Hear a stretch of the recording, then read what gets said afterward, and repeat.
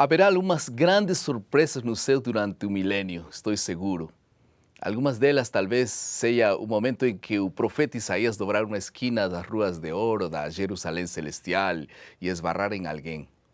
Depois de desculparem, os dois olharam melhor um para o outro. E Isaías perceberá repentinamente, assustado, que está olhando para o rosto de Manassés, o próprio rei que provavelmente mandou matá-lo milhares de anos atrás.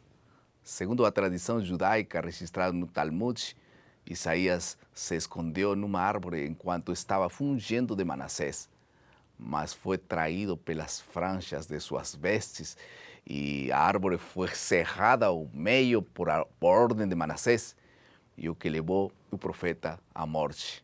Há um indício desse relato em Hebreus capítulo 11, verso 37 e 38. Podemos imaginar os dois homens sentados em algum lugar junto ao rio próximo, à árvore da vida, e Manassés contando a Isaías a história da graça de Deus e como ele foi capturado pelos assírios, levado para a Babilônia, onde finalmente se voltou para Deus e se arrependeu e seus maus desses terríveis caminhos. Por isso, o foco da lição desta semana é saber que o reinado e as reformas de Josias, posteriormente com ele, foram o último intervalo de fidelidade e paz em meio às trevas espirituais que precederam o exílio babilônico.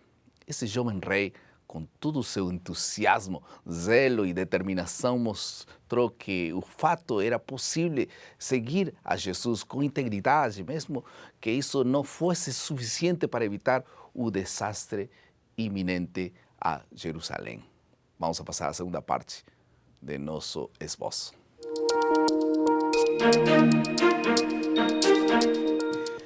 Estamos na lição número 8 e o título da lição desta semana é As Reformas de Josias. Vamos falar um pouco, finalmente, em meio de todas as histórias tristes, alguma história boa, né?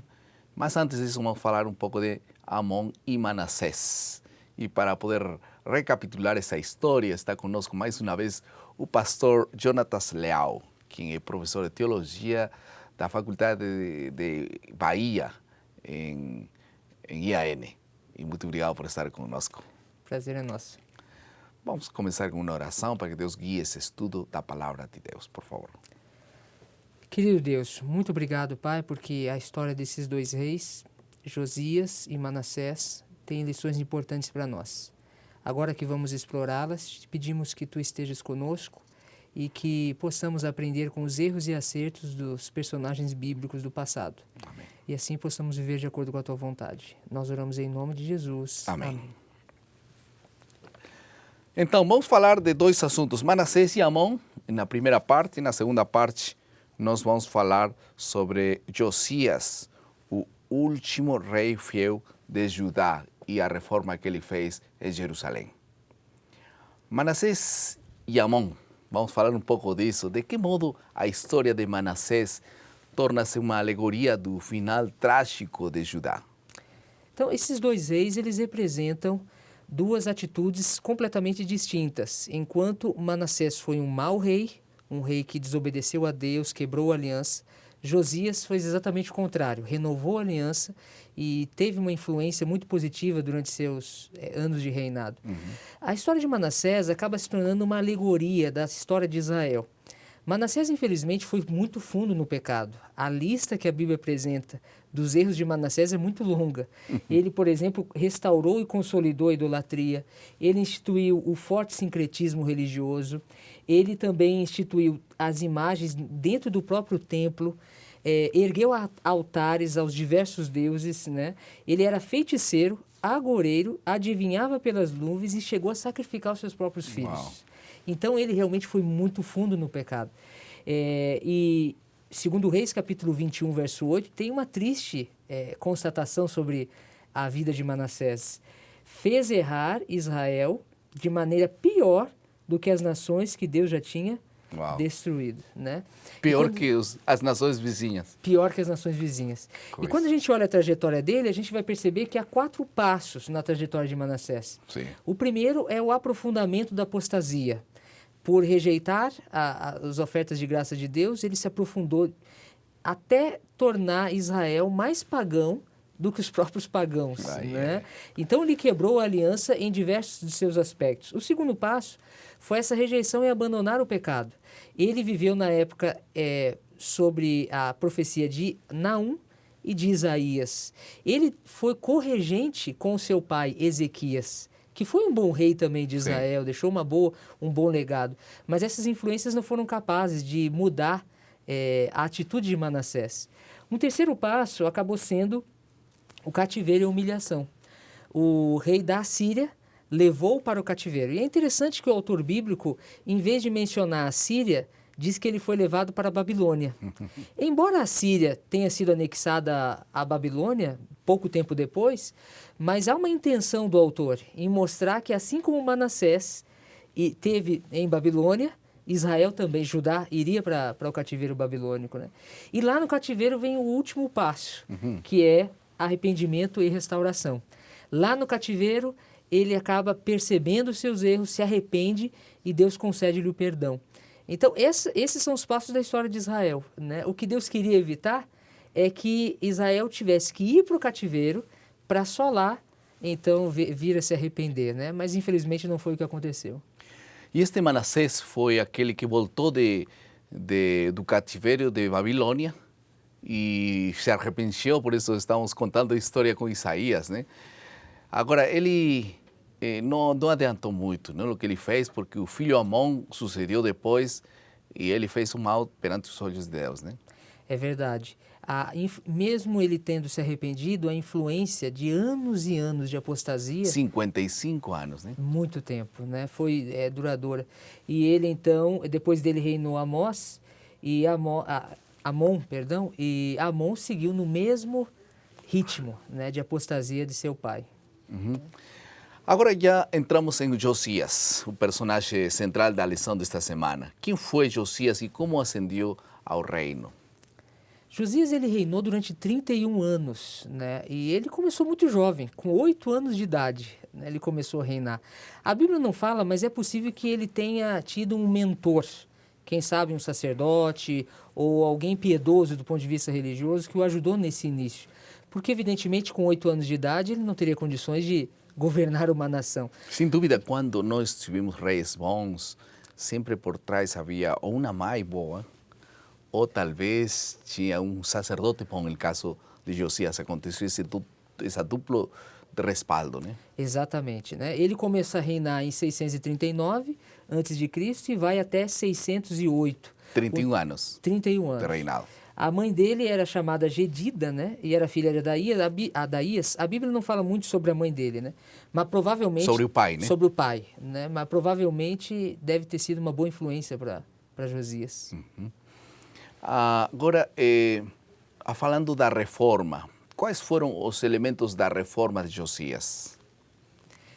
Josias, ele acabou contrariando todas as expectativas, né? Tendo o pai, o avô Manassés e o pai Amon, esperaríamos que Josias fosse um rei também mau, como esses, né, anteriores. Mas não. Aos 27 anos de idade, ele ordena uma reforma do ponto de vista físico no templo, né?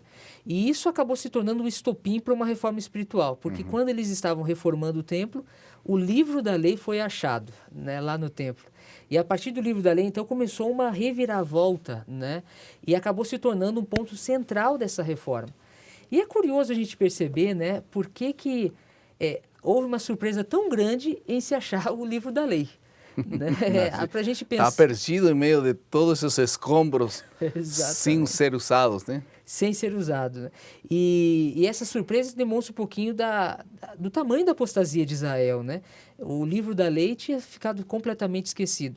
E sabe que Deus já havia anteriormente alertado sobre esse perigo. Deus havia dado um conselho para os reis de Israel. Em Deuteronômio 17, 18 a 20, nós lemos: também quando se assentar no seu trono, escreverá para si um traslado desta lei num livro, de que está diante dos levitas e sacerdotes. E o terá consigo a cópia e a lerá todos os dias da sua vida, para que aprenda a temer o Senhor seu Deus, a fim de guardar todas as palavras dessa lei e esses estatutos para os cumprir. Mas, infelizmente, os reis não seguiram esse conselho, né? E deixaram o livro da lei completamente esquecido. Né?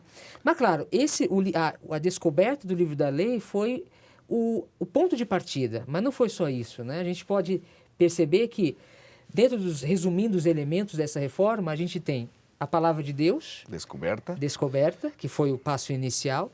Em segundo lugar, humilhação e arrependimento, porque quando o livro é lido, o rei ele rasga suas vestes e se arrepende, né, e se humilha diante de Deus, e aí vem o arrependimento. Houve também a orientação profética, né, através de Uda, a profetisa, e, por fim, eles abandonaram tudo que não estava em conformidade com a vontade de Deus. Né? Então, houve uma reforma total, né, no reinado. Isso nos leva a entender que o verdadeiro reavivamento sempre traz consigo uma reforma. Né? Verdadeiro reavivamento traz reforma. É isso que a gente viu. Primeiro um reavivamento motivado pela descoberta do livro da lei e depois uma reforma do culto e de todas as práticas que estavam de acordo com a vontade de Deus. Amém, por isso. Vamos agora à terceira parte do nosso esboço, que é a aplicação.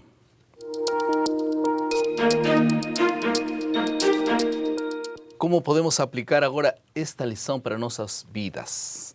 Há um famoso ditado que diz que o filho de peixe, peixinho é.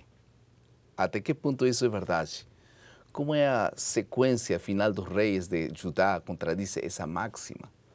Porque tem pais maus e filhos bons. E tem filhos ou pais bons e filhos maus também, né? Não podemos negar a força da influência do lar em nossa infância. Sem dúvida, isso é muito importante. Contudo, tais influências não precisam determinar nossas escolhas futuras. Creio que as escolhas determinam nosso futuro e nosso destino, inclusive eterno. Né? É verdade. Como seres livres, nós somos pessoas que tomamos as nossas próprias decisões. Então, nós não podemos responsabilizar os outros pelas escolhas boas ou más que nós mesmos fazemos. Né? Deus nos convida para aceitarmos a responsabilidade e vencermos as influências negativas. É possível vencermos as influências negativas que, quem sabe, algum de nós teve na infância. E assim, vivermos os ideais que Deus tem para cada um de nós. Amém. Vamos ouvir a mensagem do autor da lição nesse momento. A palavra de Deus permanece mesmo que as pessoas se esqueçam dela. Josias sabia da importância da palavra de Deus, mas não via o resultado na vida das pessoas de Israel. Por isso, ele deu início a uma reforma. Fazer essa reforma não foi fácil na época de Josias, da mesma forma que não foi fácil no tempo de Lutero, quando ele entrou em situações perigosas com seus ensinos baseados nas Escrituras. A reforma de Josias, de certa maneira, em certa medida, tem seu impacto até hoje, 2.600 anos depois, uma vez que não é possível construir o templo em nenhum outro lugar que não seja no original. A reforma que vem de Deus sempre terá um maior impacto em nossa vida do que reavivamentos sem vida, formais e sem direção. Josias queria que seu povo tivesse uma visão clara das coisas, que pudesse discernir entre o bem e o mal. Nosso livre-arbítrio é a melhor ajuda que temos para andar de acordo com a vontade de Deus. Os ensinamentos bíblicos formam e criam o que pensamos e fazemos.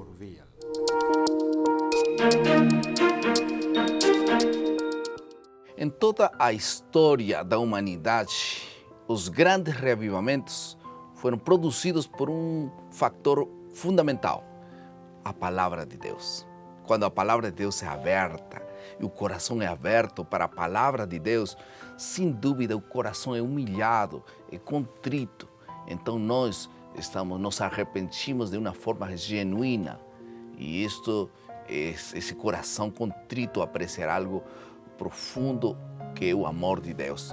Por isso, Nessa ocasião, eu queria convidar vocês a renovar seu compromisso com a palavra de Deus. Talvez alguém aí está olhando o programa, tem um costume, alguns dias sim, alguns dias não, mas precisamos ser perseverantes. Cada dia, cada manhã, estudo diário da Bíblia e da palavra de Deus, do estudo da lição da escola sabatina.